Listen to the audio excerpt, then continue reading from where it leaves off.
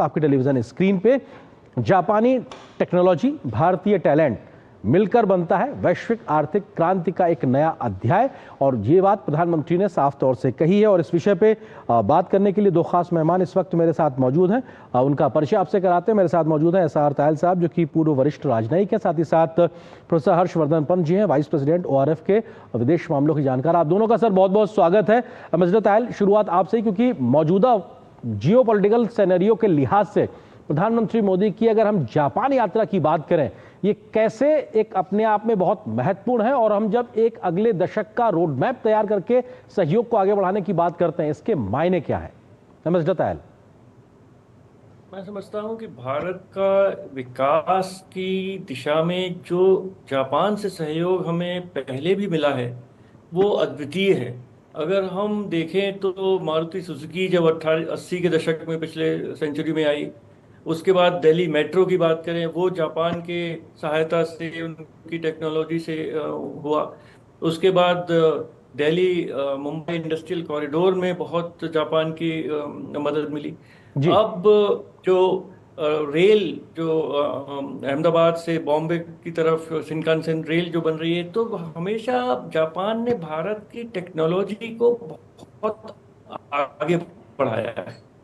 और प्रधानमंत्री ने उसी दिशा में कहा है कि आगे चलते हुए किस तरह नई टेक्नोलॉजी हम साथ साथ विकसित करें। जापान, प्रधानमंत्री ने कहा, ये एक बहुत ही बड़ा कॉम्बिनेशन होगा। जापान विश्व की तृतीय सबसे बड़ी आर्थिक व्यवस्था है, जीडीपी में भारत चौथे स्थान पर है, और दोनों की जो इकोनॉमीज हैं, टेक्नोलॉजीज हैं, वो कॉम्प्लीमेंट्री हैं। इसलिए दोनों अगर साथ मिलकर, प्रधानमंत्री ने जब बिजनेस डेलीगेशन से को संबोधित किया तो उन्होंने 5-6 बड़े एरियाज को भी बताया जी कि जैसे ग्रीन हाइड्रोजन है, नए एनर्जी के आयाम हैं, नई technology for future, next generation infrastructure की उन्होंने बात की। उसके बाद जो टेक्नोलॉजी और इनोवेशन, एक नया बिल्कुल क्रांति उसमें उस तरफ से आ रही है, चाहे वो आर्टिफिशियल इंटेलिजेंस हो, क्वांटम कंप्यूटिंग हो, जी उसमें भी भारत का टैलेंट बहुत अधिक है। जी और भारत और जापान मिलकर नए नए टेक्नोलॉजी साथ मिलकर बनाए। मैं समझता हूँ प्रधानमंत्री का ये एक बहुत बड़ा संदेश था, और उसको जापान ने पूरी तरह से बिल्कुल। स्वीकार किया है। प्रोफेसर पंत, आपको लगता है कि भारत का टैलेंट और तकनीक जापान की मिलकर कैसे एक विनिंग कॉम्बिनेशन बनाते हैं, और ये वैश्विक स्तर पर अगर इसको समझा जाए तो कैसे इसको आप सिंप्लीफाई करके बताएंगे इस बात को? देखिए, भारत और जापान के जो संबंध रहे हैं वो द्विपक्षीय संबंध बहुत ही महत्वपूर्ण रहे हैं, अगर हम उसको इस हिंद प्रशांत के कॉन्टेक्स्ट में समझने की कोशिश करें। और आज के दौर में जब जो ताकतें हैं, चाहे एक तरफ ओवर डिपेंडेंस का प्रॉब्लम है, क्रिटिकल मिनरल्स का वेपनाइजेशन है, ट्रेड का वेपनाइजेशन है, उसको अगर हम समझने की कोशिश करें तो कैसे भारत का जो टैलेंट पूल है और जापान की तकनीक है वो कैसे इकट्ठे होकर काम कर सकती है, वो दोनों देशों को तो फायदा होगा। उससे जो ग्लोबल रीजनल इकोनॉमिक फ्रेमवर्क्स हैं वो कैसे नए आयामों को कैप्चर कर पाएंगे, मुझे लगता है उसकी एक झलक हमको इस विजिट से देखने को मिल रही है।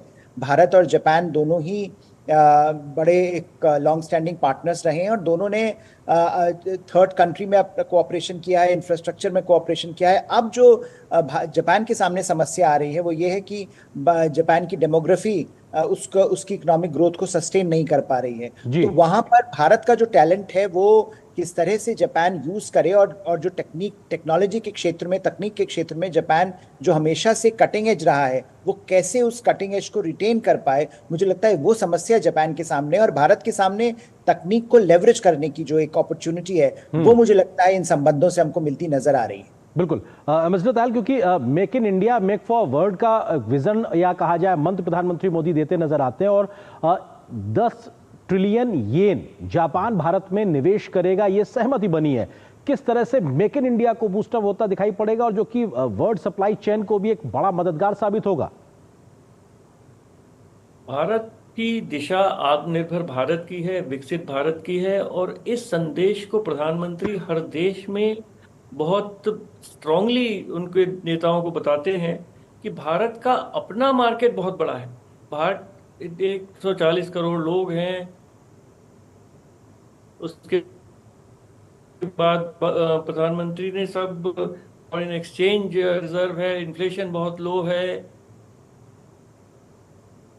मिस्टर तैल, आपकी आवाज बहुत बेहतरीन से हम तक नहीं पहुंच रही। ये सवाल मैं पुष्प तो पंत तक ले जाता हूँ। सप्लाई करें। पंत जी, और आपको ग्लोबल लगता है कि साउथ क्या ये जो इन्वेस्टमेंट की बात जापान की ओर से आई है, ये कैसे गेम चेंजर साबित होगा मेक इन इंडिया पूरी हमारे मुहिम को लेकर, मेक फॉर द वर्ल्ड जो मंत्र प्रधानमंत्री दे रहे हैं? पंत जी। जी देखिए, जो जापान का इन्वेस्टमेंट इंडिया में जिस तरह से आया है और जिस जी। तरह से जापान ने शुरू से भारत में मैन्युफैक्चरिंग को बढ़ावा दिया है। जापान एक ऐसा देश रहा है शुरू से जिसने न सिर्फ तकनीक को लेकर आया, बल्कि उसने यहाँ पर मैन्युफैक्चरिंग बेस भारत का बढ़ाने में बहुत पहले से भारत की मदद करी है। तो उसको अगर हम आगे देखें तो ये जो नया इन्वेस्टमेंट जापान से आने की संभावना इस विजिट के द्वारा तय हुई है, वो मुझे लगता है एक बड़ा बूस्ट है मेक इन इंडिया को लेकर, जब हम भारत में अपनी मैन्युफैक्चरिंग कैपेसिटी को बढ़ाना चाह रहे हैं। और एक तरह से जो समस्याएं भारत या जापान जैसे देशों के लिए आ रही हैं कि उनकी मैन्युफैक्चरिंग खोखली होती जा रही है और चीन जैसे देशों की मैन्युफैक्चरिंग जो डोमिनेंस है वो बढ़ रही है, उसको बैलेंस करने में ये इन्वेस्टमेंट बहुत कारगर सिद्ध हो सकता है। इसकी संभावना के तहत ही इस तरह के मूव्स हमको देखने को मिल रहे हैं। और मुझे लगता है जापान जो हमेशा से शुरू से एक मैन्युफैक्चरिंग पावर रहा है, और खासकर क्रिटिकल टेक्नोलॉजीज के क्षेत्र में जो हम देख रहे हैं, उसमें जापान ने शुरू से बहुत कोशिश करी है और बहुत एक इफेक्टिव लेवरेज उसको यूज किया है। वो किस तरह से हम इस्तेमाल कर पाएं जब इन्वेस्टमेंट आए, तो किस तरह से हमारी मैन्युफैक्चरिंग बढ़े और टेक्नोलॉजी शेयरिंग हो, उसको लेकर मुझे लगता है भारत और जापान हमेशा से बहुत अलर्ट रहे हैं उस पॉसिबिलिटी को लेकर। लेकिन अगर और ज़्यादा इन्वेस्टमेंट जापान भारत में लगा रहा है तो जापान एक तरह से भारत की आर्थिक जो यात्रा है उसमें एक ऑप्टिमिज्म जापान का नज़र आ रहा है। जापान भारत के साथ ये, जब एक समय ट्रम्प ये कह रहे हैं कि भारत के साथ चैलेंजेस उभर कर आ रहे हैं, वहीं जापान ये कहता नजर आ रहा है कि हम इन्वेस्ट करने को तैयार हैं, हम भारत के साथ हमको विश्वास है कि भारत और बेहतर करेगा आगे आने वाले समय में, तो और हम उस पर बेट कर रहे हैं। तो ये जो एक कॉन्फिडेंस का वोट जापान की तरफ से भारत के लिए आ रहा है, बड़ा महत्वपूर्ण है और एक बहुत क्रूशल टाइम पर आ रहा है। जी मिस्टर तैल, क्योंकि भारत और जापान के संबंधों की जब बात करते हैं तो special strategic and global partnership के आधार पे दोनों देश खड़े नजर आ रहे हैं और एक विजन डॉक्यूमेंट भी दिखाई पड़ता है। आपको लगता है कि स्ट्रेटेजिकली रणनीतिक तौर पर दोनों देश के आपसी संबंध आपस में क्षेत्र के लिहाज से और वैश्विक संबंधों के लिहाज से क्या बड़ा संदेश और संकेत देते हैं? देखिए, भारत और जापान के जो संबंध हैं वो ट्रस्ट पर बेस्ड है, विश्वास है एक दूसरे के ऊपर, भारत को जापान के ऊपर, जापान को भारत के ऊपर। और ये आज से नहीं है, ये पिछले 20-25 वर्ष से है। ये चौथे प्रधानमंत्री हैं जापान के जिनसे हमारे प्रधानमंत्री की समिट मीटिंग हो रही है।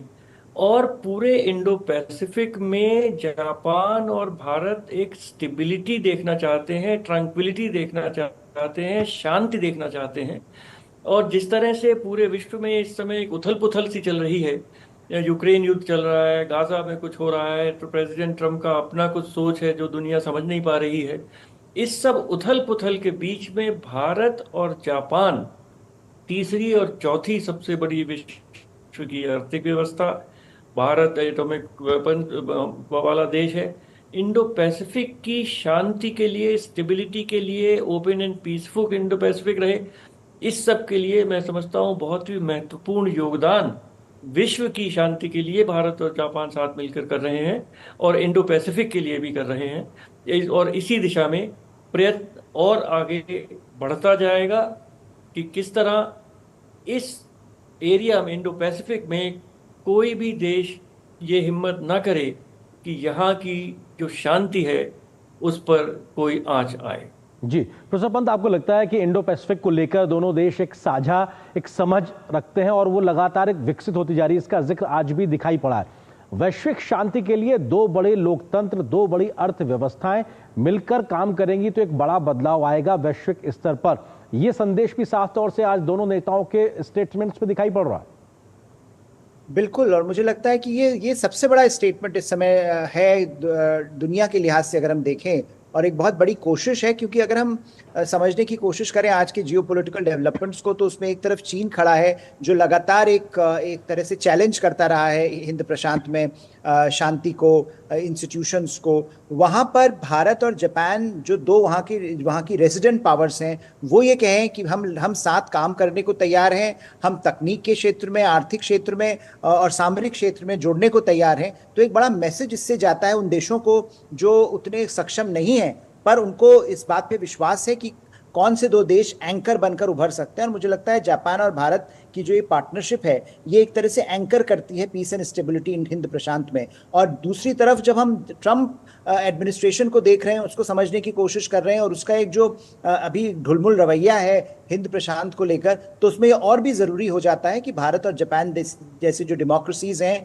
जो लिबरल इकोनॉमीज हैं, उनको साथ खड़े होकर उन वैल्यूज़ के बारे में बात करनी चाहिए। और जो आज प्रधानमंत्री मोदी और जापान के प्रधानमंत्री के बीच में हुआ, और मुझे लगता है इससे न सिर्फ दोनों के द्विपक्षीय संबंध आगे बढ़ रहे हैं, बल्कि एक मैसेज जो जा रहा है कि हम भले ही अमेरिका इसमें शामिल न हो, लेकिन जो वहाँ की हिंद प्रशांत की ताकतें हैं, जो सक्षम ताकतें हैं, वो एक साथ काम करने को तैयार हैं हिंद प्रशांत के लिए, द्विपक्षीय संबंधों के लिए, और उन देशों के लिए जिनको इस समय एक अनसर्टेनिटी नजर आ रही है, एक अनप्रेडिक्टेबिलिटी नजर आ रही है बड़ी बड़ी शक्तियों को देखते हुए।